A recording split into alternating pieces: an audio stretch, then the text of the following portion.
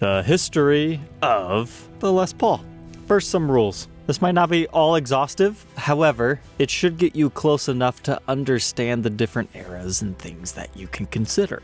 We'll start with the great year 1952. This was the very first year of the Les Paul. When first introduced, it did not have binding along the neck, and the bridge pickup utilized 2 screws in the corner to secure it. Only the earliest look like that. Most of them will look like this, with the cream binding and a regular bridge pickup. Generally speaking, these guitars are not super highly valuable simply because of an oversight when they were being designed. Take a close look at your bridge design here. It's under-wrapped because they forgot to take into account the carved top of the instrument, so you can't very well palm mute these instruments, but it's very common for them to be converted to later specs. The next time the Les Paul changed is in 1954. They update the bridge to a wrap tailpiece, while still keeping our gold finish. These are generally referred to as gold tops because the finish is gold. Some of them are even gold on the back and the neck. We call those all gold. And if it's a dark red finish on the back, we call them a dark back, although most of them will be a light color. However, for that same 1954 year, they introduce a student grade model known as the Junior. It has a single P90 pickup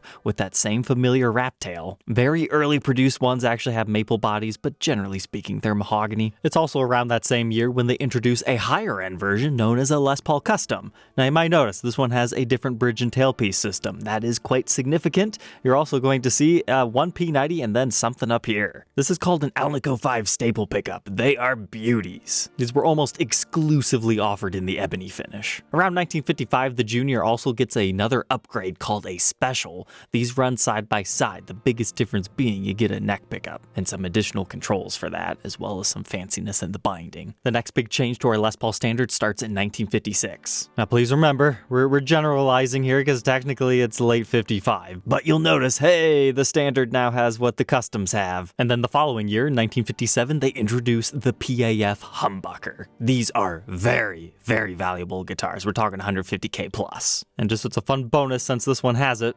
If you ever see 2 holes right here, it is referred to as a snake bite. It is left over from a Bigsby vibrato system. And in 1957, the customs changed up their game as well. They get 3 humbuckers. It's also important to note that the custom is all mahogany construction, whereas the gold tops had maple. But then in 1958, the biggest change happens. We start to ditch the gold top finish in favor of a sunburst. Now do keep in mind, these things all age differently. Some have a lot of cherry left, some don't. In fact, most don't. And the use of this iconic guitar with many famous people is the reason why these are 250K plus guitars. Still regular PAFs. Also, your Juniors start to look strange. They get a double cutaway shape. Still called a Les Paul though. The Specials also received this treatment. Now it's 1959. Sometimes you start to see more flamey tops. However, it's mainly the neck profile for the standards. 58, 59, 60. It goes from big right in between Goldilocks, and then 1960 is small. A 59 burst is considered the holy grail in the Gibson world. The closer you get to 60, they start to change up their aniline dyes, so you'll notice,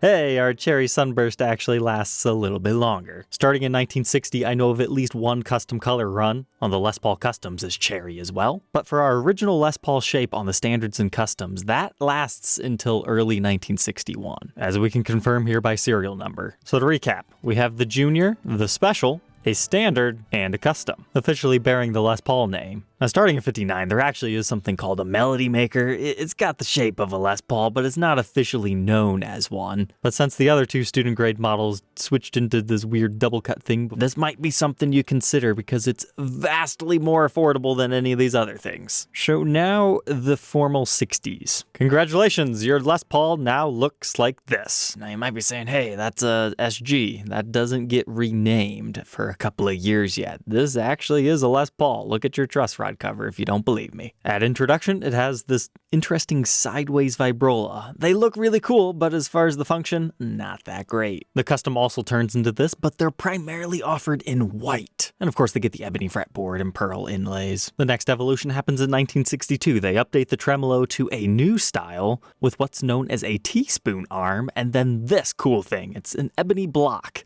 A block of ebony wood with some fancy pearl in it. Of the older 60s SGs, these are some of the most collectible and desirable, because ebony blocks are just cool. Even some of the customs got them. However, starting around 1962, the Juniors and Specials also go from that double cut shape into the traditional, what we now call the SG. So here's a Junior. But then in 1964, Technically, I shouldn't even be covering this one in this episode because it's officially renamed the SG in late 63. But just to finish it off, you get this new vibrola style. It's called the lyre vibrola, and you get your walrus tooth arm. And the reason why it's called a lyre, it's Lyre. It's a small harp. It's etched into it right here. But if anybody tells you they have a 1964 Les Paul to sell ya, no, they don't. They don't have a 66, neither a 67, but if somebody tells you they have a 1968 Les Paul, oh boy, you better be excited. That is when the Les Paul officially gets reissued. They were not a massive success when introduced, but it took time for them to be adopted. But when first brought back, it looked like this. Very similar to the 1956 styling. You got the B90 pickups, ABR1 bridge, wrap tailpiece. The customs also came back, this time primarily in 2 pickup iterations. Very familiar black and gold finishes. Those guitars are worth money. However, every year past this point, they quickly diminish. Not because they're bad guitars,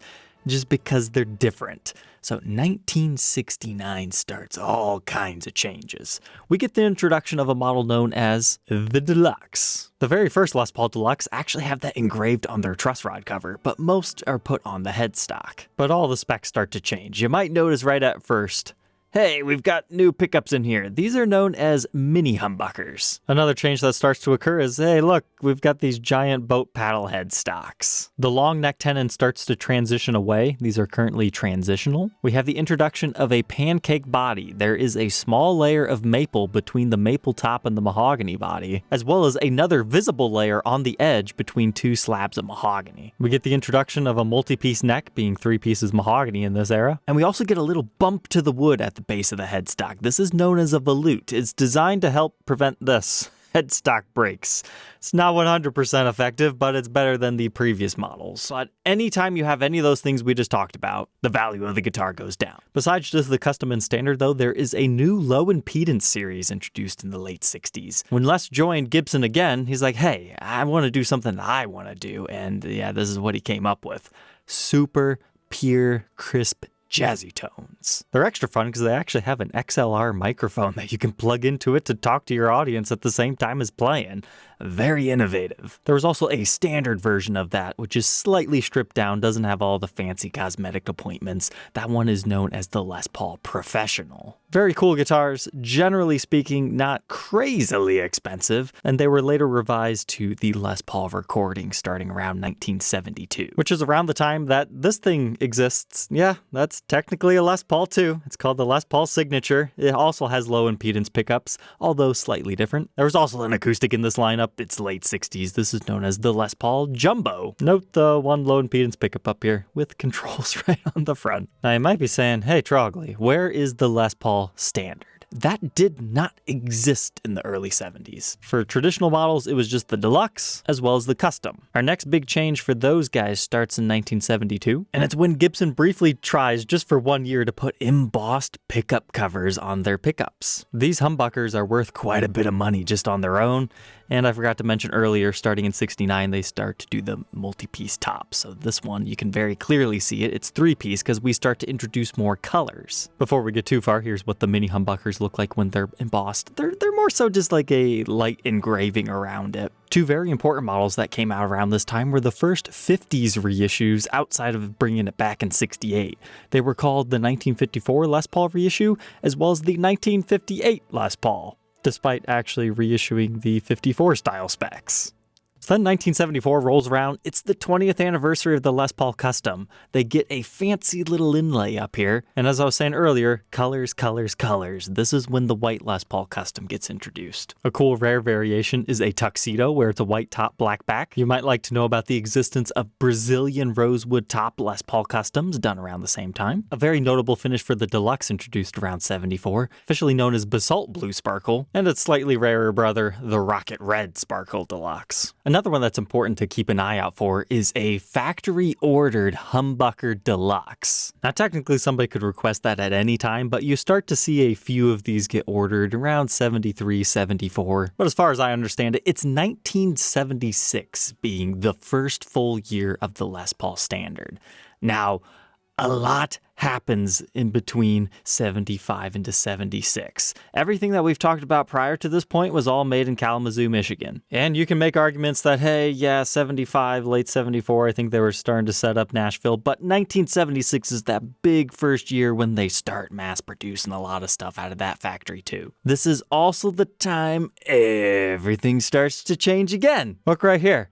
This is called the Nashville Bridge. Why is it called the Nashville Bridge? It's because they started using it when Nashville showed up. This utilizes a bushing in the body rather than an ABR1 post that gets drilled directly into the top. This is also when we transition into a 3-piece maple neck. We still have all the other fun stuff too. That visible pancake layer starts to transition out in 76, but I've seen it as late as 79. That hidden one that we were talking about underneath the maple top, that persists into the 90s. But just because the standard comes into fashion, the deluxe does not disappear. This bad boy persists all the way until 1985. But just like the other models, they start to get the Nashville style bridge. But still in 1976, it's important to note that this crazy model came out. It is known as the Les Paul, THELESPAUL.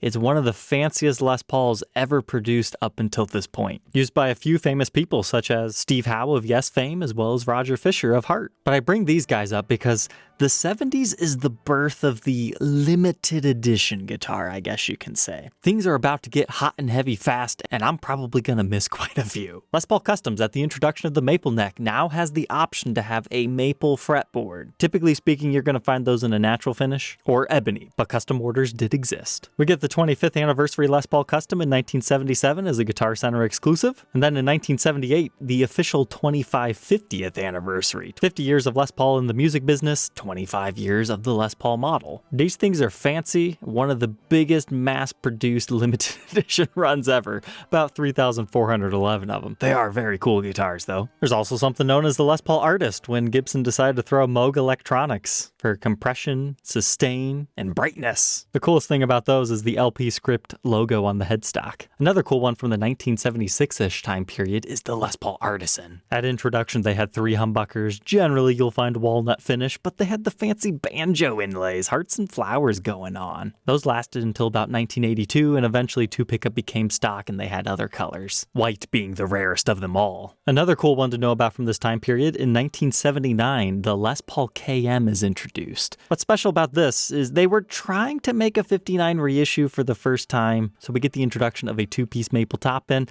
yeah, that's about all they got right. And not to be confused with a The Les Paul, in 78 you have something called a The Paul. It's made straight out of walnut. These are fantastic guitars. Has the exact same electronics as the higher end customs, they just don't have the covers, and you get cool walnut wood. What's not to love? More colors also start to come in play. 1978 is the first full year of a cult favorite now, the Silver Burst. But in my opinion, if you're looking for a quintessential 70s Les Paul, 78 and 79 are very good years. I really like 76s as well. Early 70s, they're not for me because they have slightly skinnier nut widths, and even though they have more desirable specs as far as an ABR1 bridge and mahogany neck, I like the maple ones, but I'm a weirdo. But after the Les Paul KM, we see a new batch of reissue Les Pauls. This is known as the Heritage Series. You can find a Heritage Standard, Elite, or an Award. An Award was one of 50 that were made for dealers who sold a boatload of these things.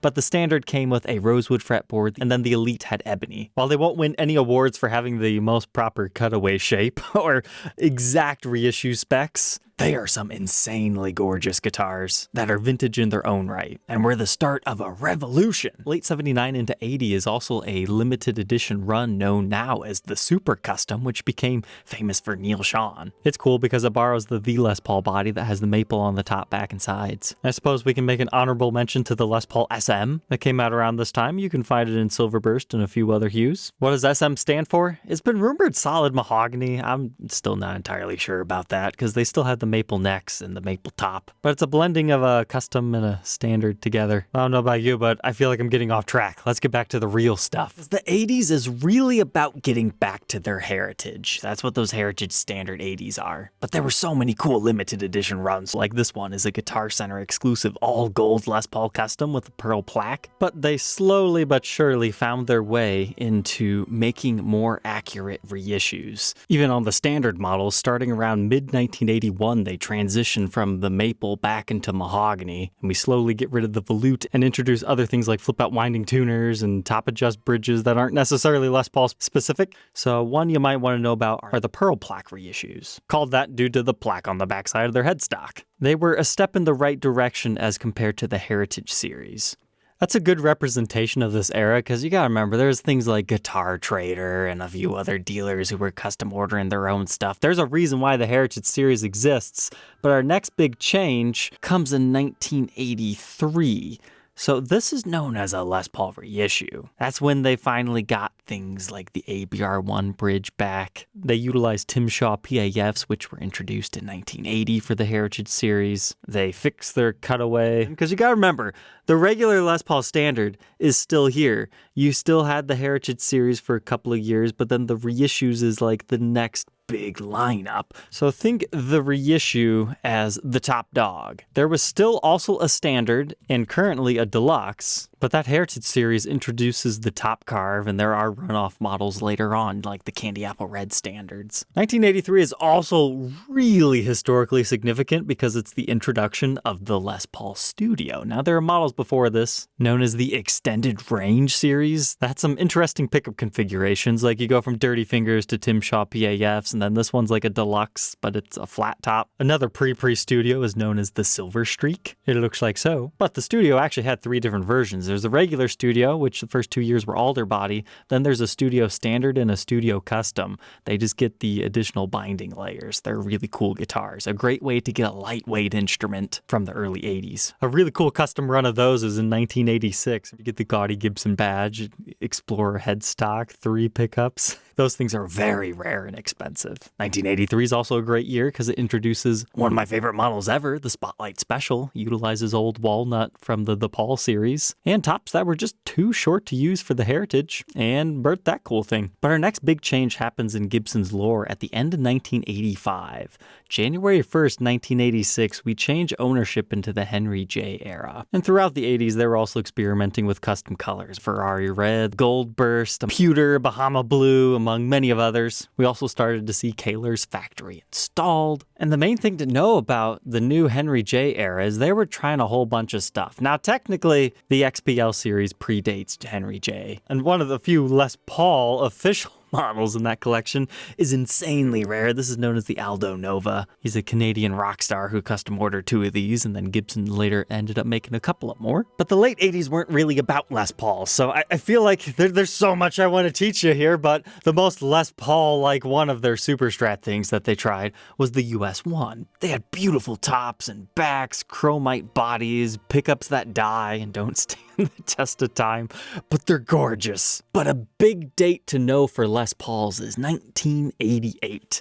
This is what a standard would look like. They would have a 3-piece top, and there's a really famous guy who used a factory second one of these. His name is Saul Hudson, aka Slash. That's his Jessica model. I think his is technically an 87 or something. But it's also when pickups change out of the Tim Shaws to the PU 490s, as well as the early Bill Lawrence, the original pickups. We see something called the Custom Light get introduced. At first glance, you just might think, hey, cool hot pink color. There were more than that. And you also might see this mini toggle switch here. However, it's called light because it's half the body size about. And people always complain that they're heavy. Now, weight relief started in Les Pauls in 1983. But even though they were weight relief, they were still quite heavy. So this was the next evolution on that design. But every year past 1980, 2-piece tops become a little bit more common. However, the 3-piece top still persists into the early 90s. There were also limited editions like the Showcase series. They had a gold top light as well as a just straight up red regular custom. And that is a factory installed EMG series for most of the guitars.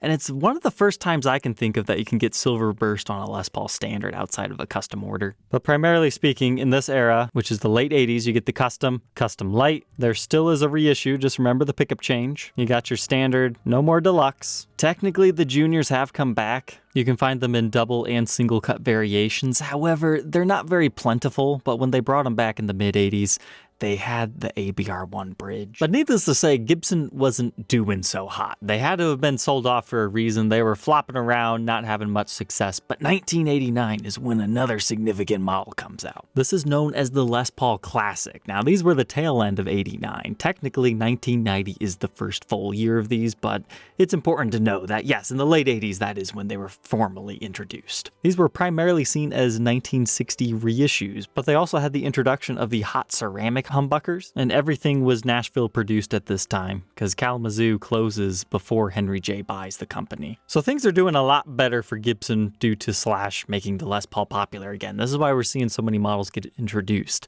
Now, the 80s studios, they're great. We briefly touched upon them. They have some cool variations, but the 90s is really where the magic is at. Through about 94, most of them will have an ebony fretboard. They even have golden hardware with some really nice finishes. They also have the Studio Light series as well as the Studio M3. The M3 just refers to the M3 electronics. There's a different model called the Gibson M3, but we don't have time to talk about that today because it's not a Les Paul, but it's HSS setup. But these also utilize the chromite body that we saw on some of those Super Strats.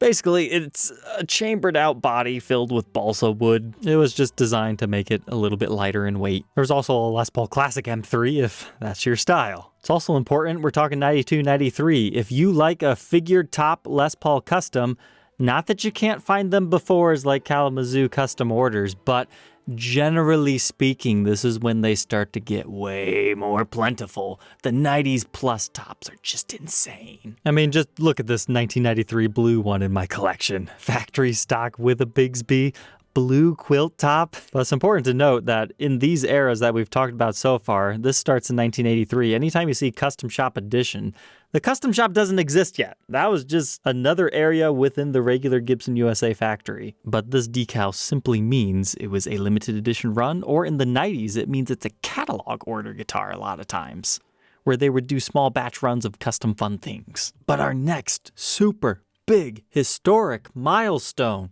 is October of 1993, the formal custom shop as a completely separate division opens. That's when the historic series is created. This is the first time we get a long neck tenon, and we get this straight up ABR1 bridge. Everything before this point, late 1993, is known as a prehistoric. They still have the short necks.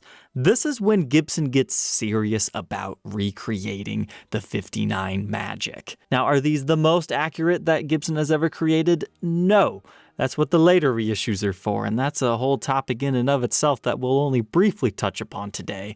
But if you want something that's close to a 59, this is the first year you can start to do it. And these early models are very collectible out of the custom shop. It's the Les Paul standards that get done first, the customs follow suit, and then the custom shop starts going crazy with things like the Les Paul Catalina series, and eventually we get onto the Elegance in the late 80s. What's so historically significant about these is the introduction of chambering weight relief. Now, if you know anything about Les Paul history, you might know that a lot of people look down upon chambered guitars. However, when it comes to these, the chambering system was completely different. They're actually quite nice. And your first years of those had this gaudy custom shop badge. Remember, it was very new. They didn't know what they were doing. They were just having fun. And around that similar time period, this is when something absolutely historic happens. Now, these artsy-fartsy guitars, they actually started in the late 80s. However, this was a signature model for a guy named Slash, and it's called the Snake Pit. This is a big milestone because it's essentially the start of signature guitars of an already signature artist's model. Because Les Paul, if you don't know, he was a very famous guy who did a lot of great things, including multi-track recording, an accomplished jazz guitarist. Listen to some of his original works if you don't know the full history of it. This was a signature guitar for him. They put his name on the model to sell the units. So now we got new famous people taking his signature guitar because it's such a popular model. But the Snake Pit was a big deal. The original Ace, the 300 original custom shops were a big deal. The custom shop Joe Perry signature run in 97 is a big deal. I know today there's 100 million different signature guitars, but the late 90s is the birth of that, and it's so special. This was another big release, the non-custom shop Jimmy Page Les Paul standards. Probably should have talked about them before the Snake Pit, but the whole idea of this is it's just off the top of my head. I'm not storyboarding any of this stuff. I just love Les Pauls and I want other people to understand them. So the late 90s, early 2000s, that's when it gets hard to say we have this, this, and this because of limited editions. So what I just showed you is a mere taste. If you're new to the show, I am a daily upload channel where we go in depth on each individual guitar that we talk about. That's the best way to learn the nitty gritty. Our biggest takeaway here though is that there is a formal custom shop which ranks above regular Gibson USA. That's our main takeaway that was produced in the 90s. So now let's talk the 2000s. This is a golden era period, in my opinion, for the Les Paul Standard. From 2000 to 2006, they're going to be fairly consistent. I personally feel 2001 to 2005 is that really nice spot, but it doesn't really matter. But before we get into what happens after 2006, we need to talk about the customs. The Les Paul Custom wasn't always custom shop produced. This change occurs when the custom shop moves. They go to a larger facility in 2006, and I believe that's when they do the road worn auction and they sell off some cool stuff. And around the time of that move is when the Les Paul Custom model moves into the custom shop full time. Because previously it was only year specific reissues. Like this one, it was a 68 reissue. It gives a different serial number style. It got the custom shop decal. But if it's just a regular model with the CSXXXXX serial number, the way to know it's a custom shop is it does not have the regular imprinted serial number, the year, day, year system. It has to have the ink stamp serial. Now, is there some bias against non-custom shop Les Paul Customs? About 15 years ago, yes. However, I haven't seen it as much lately. I think it's just a education error though. Is it a big deal? No, they're still all great guitars. But if you want to make sure that you're getting a custom shop produced instrument, stick to 2006 or later. But now moving into 2007, that's when Gibson starts to go crazy with the whole robotic tuner stuff. Didn't go over too well, but they made a whole bunch of these things. From this one to the Darkfire and London Fog, ending up on the LPX. And not even the regular Les Paul standards were spared, because for the 2007 model year, Gibson decides, all right, let's chamber the Les Paul. That's why whenever I suggest a Les Paul standard, I say 2006 or before, because you're going to have a 9-hole weight relief guitar, which is like the best thing that you could have at that particular point in time. However, the summer of 2008, Gibson introduces a new Les Paul model. If you thought things were getting confusing, it's about to get even crazier. So this is the Les Paul Traditional. People hate on it because it's not called a standard, but it has all the specs that people generally want, as far as either being solid body or only 9-hole weight relief. There is a website called GibsonTraditional.com that goes into these a little bit more in depth, but needless to say, there are a whole lot of them. But 2008 is the start of that, and they go all the way until 2019. So of course there's going to be a bunch of variations. So if you don't like varying weight reliefs, you're probably not going to like the Les Paul standard until 2019. However, 2012, 2013, there's like this weird time period that's not very well documented where they got long neck tenons, really nice tops. I forget what style of weight relief they have, but there are some gems in the rough. However, there's also some things that people just don't like. But they were also getting really experimental around this time. Like, don't forget about the Les Paul Goddess series.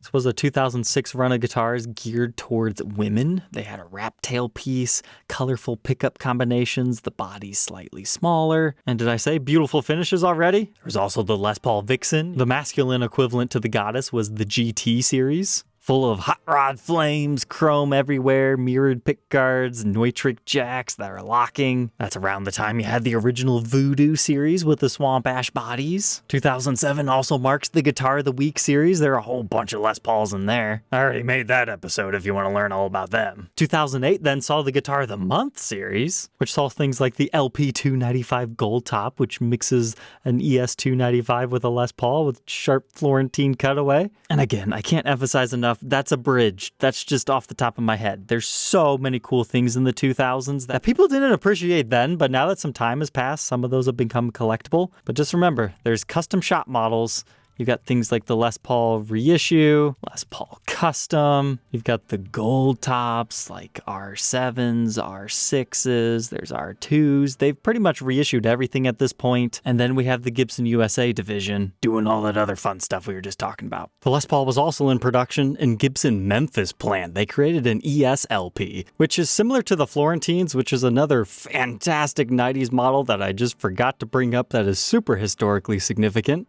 and can arguably predate the first chambered Les Paul. But we gotta keep moving.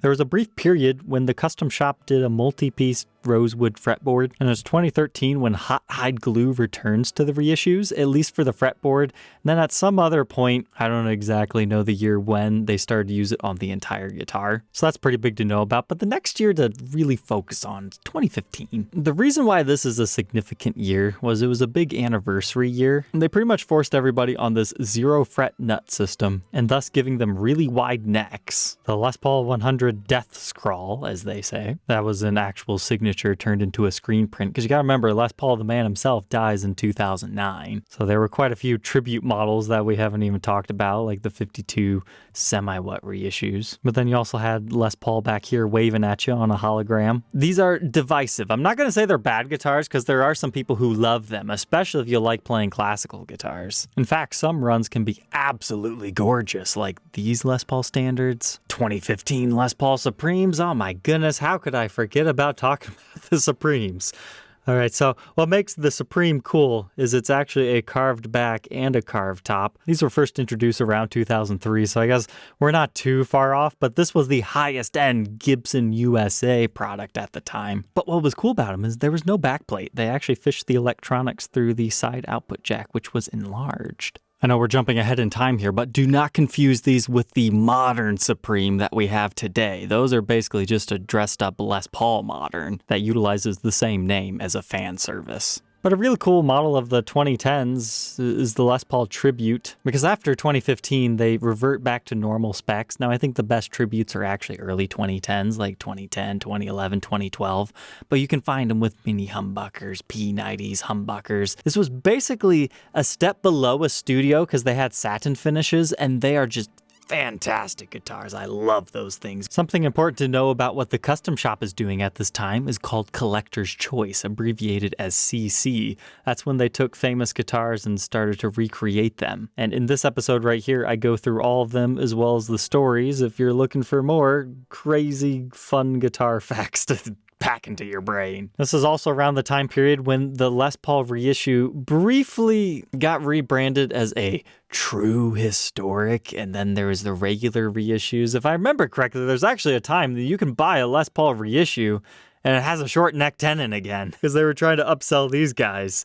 That whole idea didn't last too long, but 2018 is the last full year of Henry J ownership. So everything we just talked about from 1986 up until this point is all one guy's leading, but there were a lot of people who were birthed during this time period, like Tom Murphy rising to fame in the early 90s and then building off of his own company. But 2018 is like one of my favorite years in Gibson history because they're facing bankruptcy almost. They're throwing so many limited edition models at you, and a lot of them weren't that well received. I mean, one of the cooler Les Pauls is the Year of the Dog, which you're seeing right here.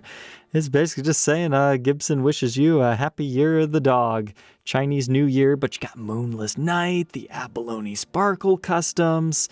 This technically isn't a Les Paul, it's a modern double cut, but there's also like the Brazilian Dream, because there's a bazillion different slash models. We didn't even talk about those in the 2000s, regrettably, but that kind of ties into the 90s. But things start going really haywire, and then the company changes ownership. So if you were getting confused by all the different models, we enter the Curly era. This guy doesn't last too long though. As Cesar, at the current time of recording this, he was basically running the show as far as being the head man that made a social media presence, but they didn't really make that formal until 2023. But if you were getting confused by all these different models, traditional, standard, custom shop, blah, blah, blah, that's what the new owners wanted to fix. This was known as a rebirth of Gibson. And let's just say people were excited for this. We get the formal introduction of collections. Now, if you go to Gibson's website today, you're going to see we have too many collections. Murphy Lab, modern, original artist generations. But at introduction, we had the original collection and the modern collection. Oh my goodness. I deeply apologize. I completely forgot about the high performance series. So remember those 2015s we were talking about where not everybody liked them? 2016 birthed the high performance, and this is when people started to lose their mind about Gibson. Because we just came off the weird robots, and now we got all these high performance weird things where one version, the pickups just plugged in the backside. They didn't have rings. They have a swept heel. They've got all these exotic colors. They were ridiculously expensive. They're actually really cool guitars if you give them a chance yet today. But there were high performance Les Pauls and other different models, standards and studios. So there was a lot of confusion in the market, so what they decided to do was introduce the original collection and the modern collection. This is what the original collection looked like. This was almost a complete set of prototypes I had at one point in time. So we've got the return of a base level Les Paul Special, base level junior, and then you had a 50s as well as a 60s Les Paul standard.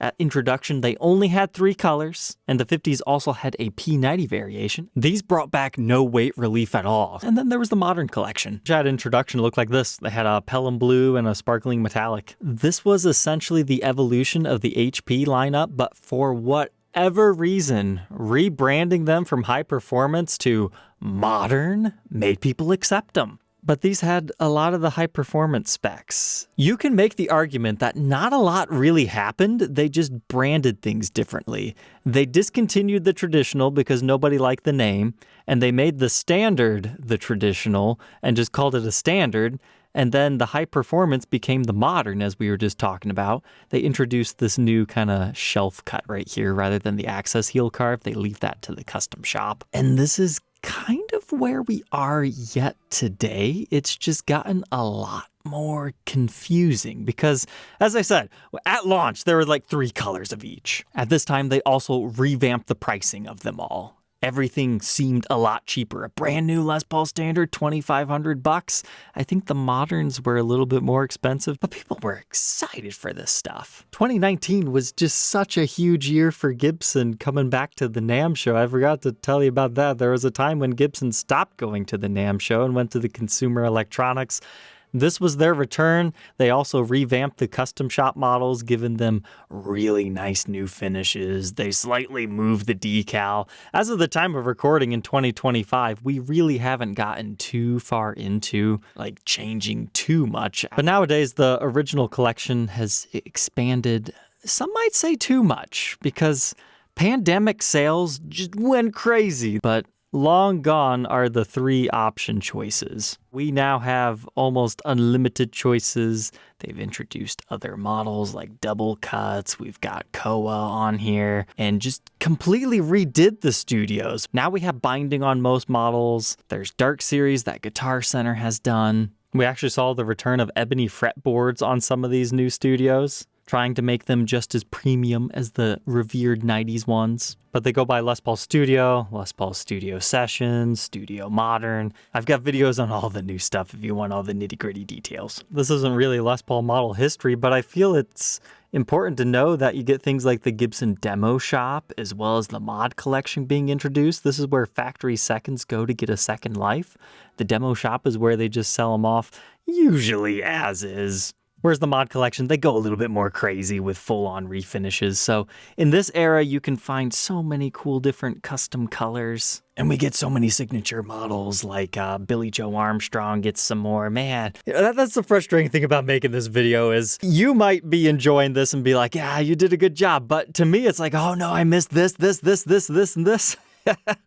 But I think our last one we need to talk about is the collector's editions. One of the Les Pauls that comes to my head is the Jason Isbell that we reviewed right here. You also had like the return of Brazilian rosewood for a little bit. That's kind of what these were for. This was a big collector peak era. And so far in the year 2025, we're starting to see that cool off to an extent. The market is starting to slowly stabilize. There's a lot of political uncertainty. And where do we go from 2025? I guess we'll just see. Because right now, it seems we're quickly going back to getting confused. But at least it's not as confusing as it was. I hope you enjoyed my attempt to teach you the history of the Les Paul 1952 through 2025 to the best of my ability, running off the top of my head. What I would love for you guys to use the comment section are to list other models where people who are just getting into the magic of the Les Paul can look up more that I might have forgotten to talk about. Because another reason why I wanted to make this episode is there's so many people who just don't understand how complex the history of is the Les Paul. Almost every day I upload a different Les Paul on the show, and some people are like, another Les Paul? Well, it's because there's so many details, and we've hardly even scratched the surface. But I hope you enjoyed anyways. Take care.